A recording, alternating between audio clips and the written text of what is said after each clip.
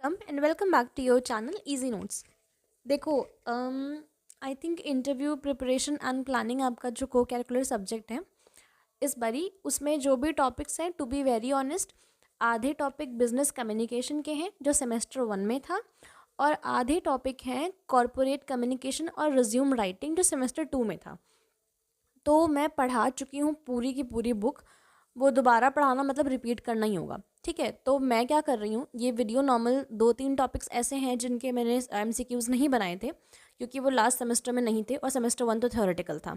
तो इसलिए मैं वो 2-3 टॉपिक्स के MCQs बता दे रही हूँ इस वीडियो में, और जो भी बाकी के वीडियोज़ हैं MCQ के, उनका लिंक मैं डिस्क्रिप्शन में शेयर कर रही हूँ। और 2-4 सेट्स जो MCQs के हैं जो इम्पॉर्टेंट हैं, उनका भी लिंक मैं डिस्क्रिप्शन में शेयर कर दूंगी। तो अगर आप उतना पढ़ लोगे, मिनिमम 5 से 10 सेट्स, तो ईजिली कवर अप हो जाएगा। मोस्ट प्रोबेबली आई थिंक कि आपका पैटर्न वही रहेगा जो लास्ट सेमेस्टर में था, विच इज़ कि 150 में से 75 MCQs करने होंगे। तो that is I think quite very easy, क्योंकि हमको 50% की चॉइस मिलती है। बट मोस्ट प्रोबेबली, मैं एकदम श्योर नहीं हूँ। ठीक है, सो अभी हम इंटरव्यू स्किल्स के MCQs कर लेंगे, और एक टॉपिक कोई और है, ग्रूमिंग। यस, एग्जैक्टली, ग्रूमिंग के MCQs हम कर लेंगे। एंड देन बाकी के सारे MCQs, सारे टॉपिक्स मैं ऑलरेडी करा चुकी हूँ, सेमेस्टर 1 में भी, सेमेस्टर 2 में भी। तो मैं वीडियो का लिंक डिस्क्रिप्शन में दे दूँगी, तो उसका ज़रूर जाके पढ़ लेना। ठीक है, and all the very best for your exams. I think ये एग्ज़ाम काफ़ी सही जाएगा मेरे हिसाब से, क्योंकि इतना टफ कुछ आएगा नहीं। ठीक है, सो पहला MCQ जो है हमारा, वो है कि what are the types of interview skill. तो face to face, behavioural, telephonic, तीनों टाइप के इंटरव्यूज़ होते हैं। ठीक है, तो इंटरव्यू स्किल्स के बजाय सिर्फ इंटरव्यू भी पूछेगा कितने टाइप के इंटरव्यू होते हैं, तो ये तीनों टाइप के इंटरव्यूज़ होते हैं। ठीक, then we have the word interview is derived from, French word से डिराइव्ड है, मतलब किसी के इंसान के अंदर का व्यू लेना, कि मतलब एक्चुअल में वो इंसान है कैसा, तो that is known as interview. तो फ्रेंच वर्ड से डिराइव किया गया है ये वर्ड, फ्रेंच लैंग्वेज से, सॉरी। ठीक, next, when should you arrive for your interview. देखो, ये कॉमन सेंस वाला क्वेश्चन है, बट ऑब्वियसली इंटरव्यू का जो टाइम शेड्यूल किया गया है, जो भी आपका डिस्टेंस है, उसके अकॉर्डिंग 5-10 मिनट, 15 मिनट पहले आपको पहुंचना ही चाहिए। ठीक, then we have what should you focus on during the interview. Interview पे किस बात पे फोकस करना चाहिए, बट ऑब्वियसली इस बात पे कि तुम कंपनी को क्या ऑफर कर सकते हो। ये नहीं कि तुम्हें क्या चाहिए, क्योंकि कंपनी इंटरव्यू ले रही है, तो ये वो उस टाइम कंपनी की बारी होती है कि वो तुमको जज करे।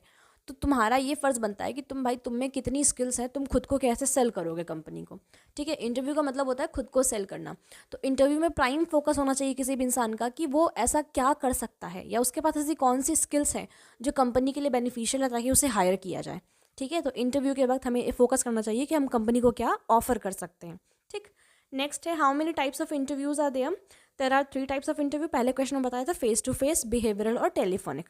ठीक है, then we have how much stages of interviews are there. देखो, यूजुअली पहले तो एप्लीकेशन बेस्ड होता है इंटरव्यू, फिर उसके बाद टेलीफोनिक इंटरव्यू होता है, मतलब पहले आप एप्लीकेशन सबमिट करते हो, फिर टेलीफोन पर नॉर्मल कॉन्वर्जेशन होता है और इंटरव्यू का वेन्यू बताया जाता है, एंड फिर फेस टू फेस इंटरव्यू होता है। तो बेसिकली यही होता है, कहीं कहीं सिर्फ टेलीफोनिक भी होता है, कहीं कहीं सिर्फ एप्लीकेशन या फिर रिटन एग्जाम बेस्ड ही होता है, depends. But majority of the cases में हमारे 3 स्टेजेस होते हैं। ठीक है, तो answer is 3। Then we have interview which are taken on phone और video call are known as, but obviously telephonic interviews. Then we have the word interview means, I don't know what they did here. It's not all alone, but obviously it's to see into the candidate. अगर ये question आएगा तो obviously बात है proper आपके MCQs में options दिए जाएंगे। पता नहीं क्या ऑप्शन दे दिए हैं, चलो ठीक है। The word interview refers to a conversation between interviewer and interviewee, both A and B, both A and B, okay, both A and B. Obviously interviewer और इंटरव्यू के बीच का कॉन्वर्जेशन है।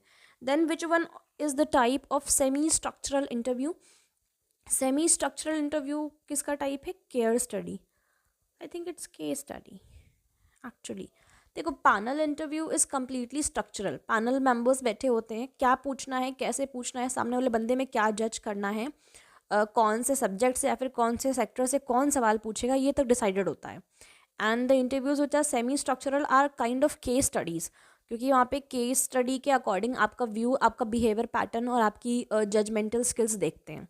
ठीक है, देन बट इसका जो एक्चुअल आंसर होगा वो ऑन द स्पॉट इंटरव्यूज़ होंगे, बिकॉज जो on the spot, for example जैसे मान लो आप कहीं पे गए, आपको कोई एप्लीकेंट पसंद आ गया, आप इन सर्च ऑफ कैंडिडेट्स हो, तो वहाँ पे आप उससे जो नॉर्मल बेसिक इन्फॉर्मेशंस लेते हो वो ऑन द स्पॉट इंटरव्यू में होता है। तो वो आप स्ट्रक्चर करके नहीं बैठे होते हो कि मुझे अगर कोई मिल जाएगा तो मैं ऐसे ऐसे पूछूंगा। वो ऑन द स्पॉट आपके क्वेश्चंस आते हैं और ऑन द स्पॉट आपको कैंडिडेट पसंद आता है या नहीं पसंद आता है। ठीक है, तो सेमी स्ट्रक्चरल इंटरव्यू में ऑन द स्पॉट इंटरव्यू आएगा। Option number C, B is not the answer.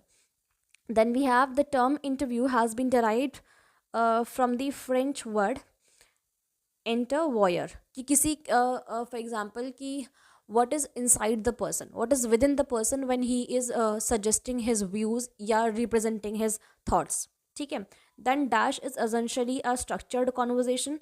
Obviously interview is usually a structured conversation, क्योंकि हमें सामने वाले से क्या पूछना है और किस बेस पे उसको जज करना है या फिर हायर करना है, ये हम पहले से सोच समझ के बैठे होते हैं। तो interview is always structured. Then what is the important stage of interview? Interview की सबसे इंपॉर्टेंट स्टेज होती है बिगनिंग स्टेज, क्योंकि जब आप इंटरव्यू ओपन करते हो इंटरव्यूअर के साथ, तो वो आपका जो इंप्रेशन होता है वो उसके माइंड में हमेशा बैठा होता है। बट ऑब्वियसली हमेशा जब आप ओपनिंग करते हो या क्लोजिंग करते हो, लेकिन आपकी ओपनिंग पर ही क्लोजिंग डिपेंड करती है। मान लो स्टार्टिंग के दूसरे क्वेश्चन में ही आप अटक गए या आपने कुछ गलत बता दिया, तो आपका भी कॉन्फिडेंस लूज हो जाएगा और सामने वाले का भी आप में फेथ लूज हो जाएगा। ठीक है, तो beginning stage is the most important stage. Then a panel interview is known as board interview. Panel interview is also known as board interview.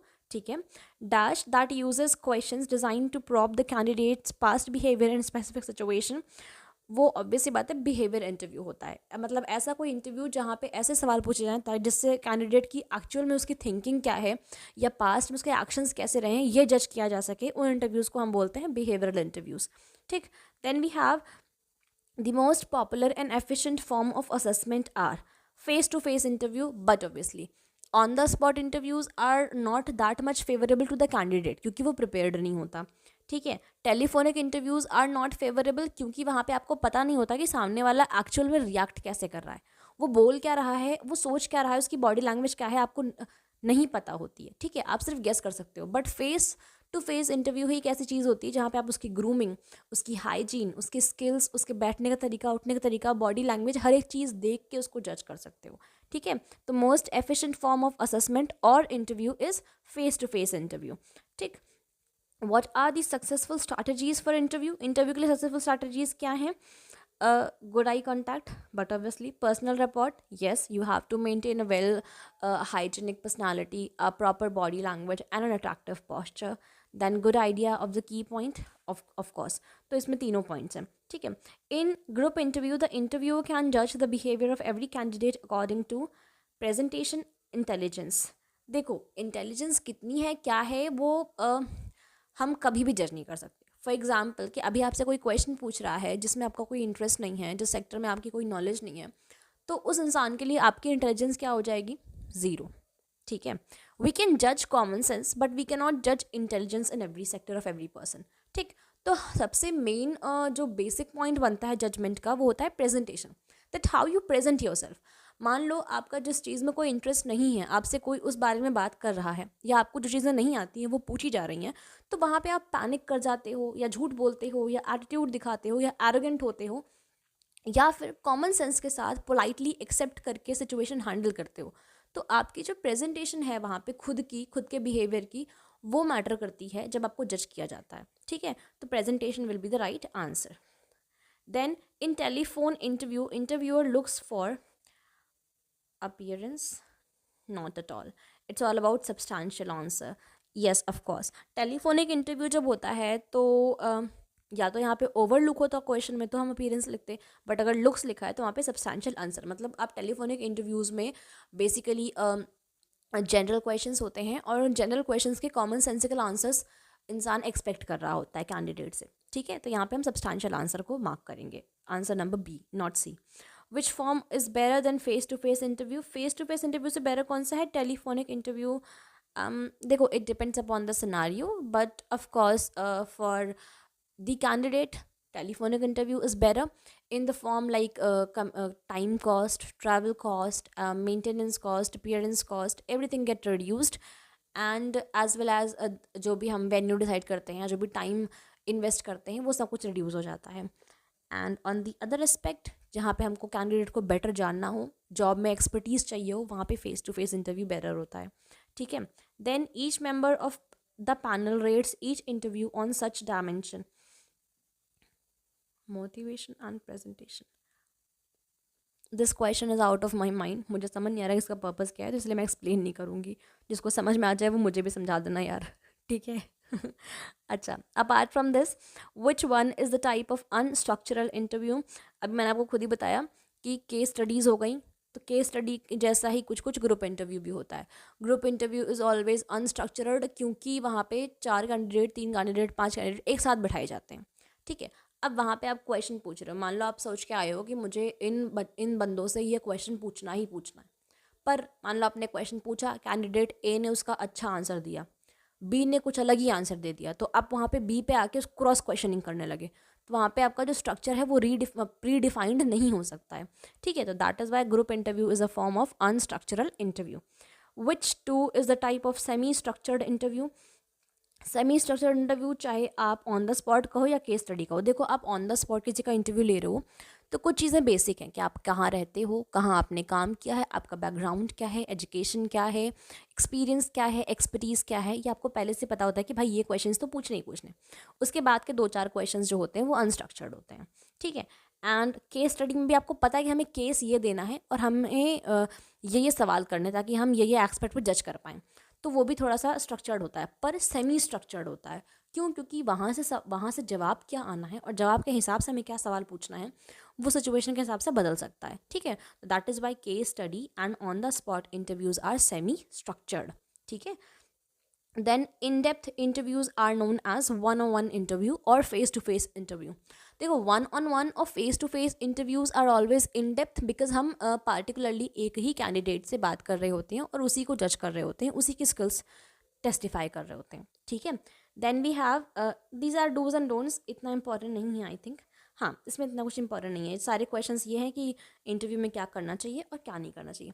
Let's move on to our next topic which is I think, yes of course this is resume writing, just a second, हाँ okay, it's all about CV और resume, ठीक है। Resume या CV कोई भी word use करें, obviously answers most of the cases में same होंगे।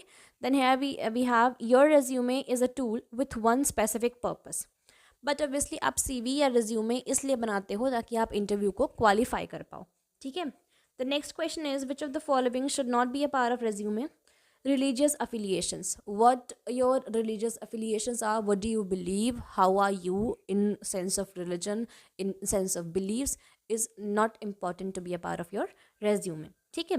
then we have which of the following is not a resume part format। देखो रेज्यूमे फंक्शनल होता है, कॉम्बिनेशनल होता है, which is also known as hybrid, and chronological होता है। ये मैं ऑलरेडी पढ़ा चुकी हूँ ये सब चीज़ें थ्योरी के पार्ट में, बट एमसीक्यू बेस्ड है, तो अगर थ्योरी भी पढ़ लोगे तो हो सकता है कि 2-4 एमसीक्यू जो ऐसे आ जाएं जो आपको नहीं ध्यान आ रहे हो या आपने नहीं कहीं पढ़े हो, तो आप उसको कवर अप कर पाओ, ठीक है। तो portfolio is not a format of resume.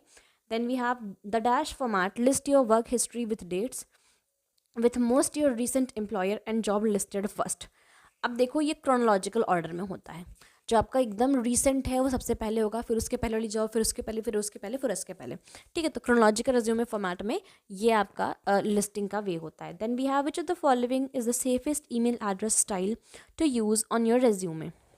अब इसमें से रेज्यूमे में यूज़ करने वाली सेफेस्ट स्टाइल क्या है। अब देखो पहले वाले में लव इन लेडीज़ है, which is not worth it, क्योंकि ये ऐसा रिप्रेजेंट करेगा कि आप बिल्कुल प्रोफेशनल नहीं हैं। देन वी हैव लास्ट में है party all the time, obviously ये बिल्कुल भी लेजिट नहीं है, तो बचता है बी, जे स्मिथ, जिसमें आपका प्रॉपर नाम है, ठीक है। Then which of the following resume component is where you should state your career goal. Career goal हम हमेशा ऑब्जेक्टिव वाले कॉलम में लिखते हैं, ठीक है, कि what is my objective of choosing such career या फिर चूजिंग सच सेक्टर, ठीक है। And then we have Number 7, for a resume in the functional format, you must still include dates of employment. अब जो रेज्यूमे फंक्शनल फॉर्मेट में है उसमें date of employment include करने की ज़रूरत है या नहीं, इट्स मोस्ट प्रोबेबली फॉल्स, क्योंकि नीड नहीं है. Functional resumes are quite technical which are usually for the jobs which are white collar jobs as well as technical in nature. तो उसमें आपकी एक्सपर्टीज़, आपकी फंक्शनैलिटी मेंशन करना ज़्यादा इंपॉर्टेंट है instead of mentioning the date of employment. ठीक है. Then when you are including past job titles in your employment history section, you should make sure they are general enough to be understood by everyone who may read your resume.